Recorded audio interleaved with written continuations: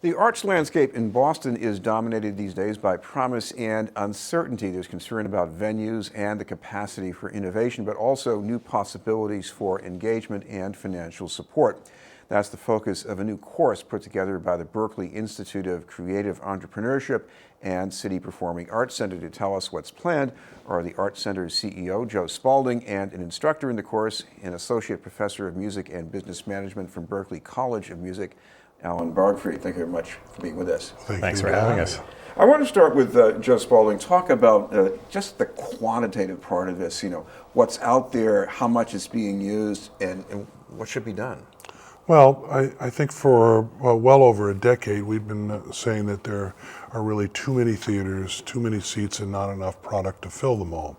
And at the same time, we're worried about funding and how do we create a funding source, a dedicated revenue source to support all of the arts in the city and truly in the state of Massachusetts. So looking at those things that are going on and knowing what's happened in the industry in our own town over the last several months, issues that we have known about for years but sort of cultivated over 2 weeks, has now brought all that to the forefront. So we thought, wouldn't it be interesting if we could challenge young people's minds to come up with a creative way in which they might think, how do we solve some of these issues? And so thanks with Berklee and Alan and Panos Panay, we've come up with this plan for this course. Alan, you're going to be bringing in some experts into this course, and you can talk about that. But just it also seems you're delegating a lot of this job to the students. Well, I think that we have a really creative group of students. It's young minds that come out and they sometimes have fresh ideas that we haven't seen before. I mean, I've had that happen in a number of classes in the past.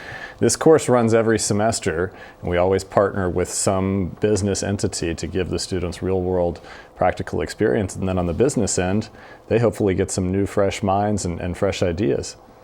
And think about that for these young people. Yesterday's class opened was the first day we did it on the Wang Theater stage. And in this case, we have 11 seniors who are studying business music administration. Is that what they do? Business management. There you go, business music management.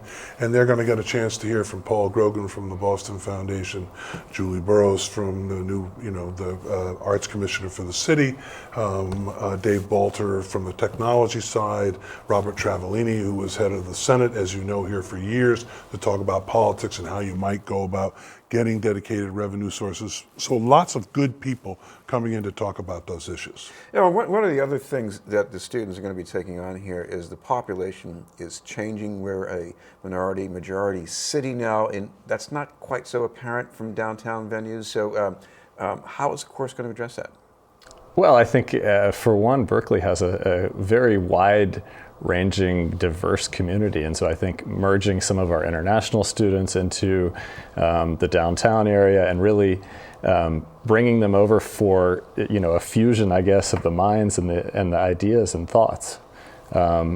We'll try to do that, and then Joe's team has set up some really incredible guest speakers, which we just heard about, and they've been really working hand in hand with us on the project. And I think also for the students, we're going to do about half of the courses at the Wang Theater, which takes them out of their typical classroom setting, puts them into a space where they can think creatively, think differently, just change their surroundings a little bit. Joe, imagine to engage this audience, it's not just a matter of changing a schedule a few months ahead. This is a long-term project. Correct. And you were talking about the diversity. You also have to talk about what you can put on, let's say, the Wang Theater stage, which is a large stage, as you know, and a large 3,600 seats. But most people don't know that we are doing this on a regular basis. So we had an Brazilian artist by the name of Roberto Carlos, and Roberto Carlos performed here. We went on sale with it. The ticket prices were quite high. It sold out in 10 minutes through the Brazilian community. And on that particular evening in the Wang, there wasn't one word of English spoken by anyone in the audience, let alone the artist on stage. It was all Portuguese. And in a week's time, we have Juan Luis coming in, and it's a completely sold out concert as well. So, you're reaching out to try and find new audiences to come and enjoy those kinds of shows. Alan, you've got to reach out in new ways too, right? Social media? Yeah, I mean, I think that the students are going to dig into into this assignment through a lot of different ways, one being the guest speakers, but also really trying to engage in the overall performing arts community in Boston, and speaking to folks that Joe has set up to come in, and trying to help the Wang and the City Center kind of find what is their place, but what is the place for performing arts overall in Boston. And that can be through social media, that can be through events, it can be through all kinds of different campaigns. And I think one thing we're really looking for is that student input, like what can we do differently that we haven't done in the past. Joe, what about changing the mix of funding? The Boston Foundation recently came out with a report saying that a lot of that is concentrated from a few sources going to a few big organizations. How do you change that? Time. And obviously we haven't been very good at doing that over time. And it's been hard. So if you take the corporate side, though the corporations in Boston tend to support a lot of organizations, and that's all really wonderful, it's not as big a corporate support as, say, New York or San Francisco or Seattle or other cities. And we need to continue to educate on that front.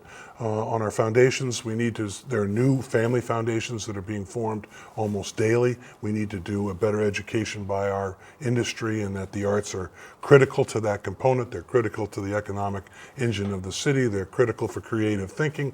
They're creative, it's the creative economy. We have to do better at that. And hopefully, we think that Massachusetts desperately needs a dedicated revenue source, and certainly so does the city, in order to help pay for those things. So in the case of just using the Wang Theater as an example, our institution over the last 30 years has put over $40-some-odd million into capital improvements. We've had to do that from raising it from $1. Yeah, well, there's also a political dimension here, and this is not just cozying up to whoever is the mayor at a certain time, but talking about engaging a base here. Yeah, I mean, I think that the students are going to go out and look at kind of what happens across the country. They'll look at some of the other performing arts centers around the world and around the U.S. to see what's happening and why those communities have been successful.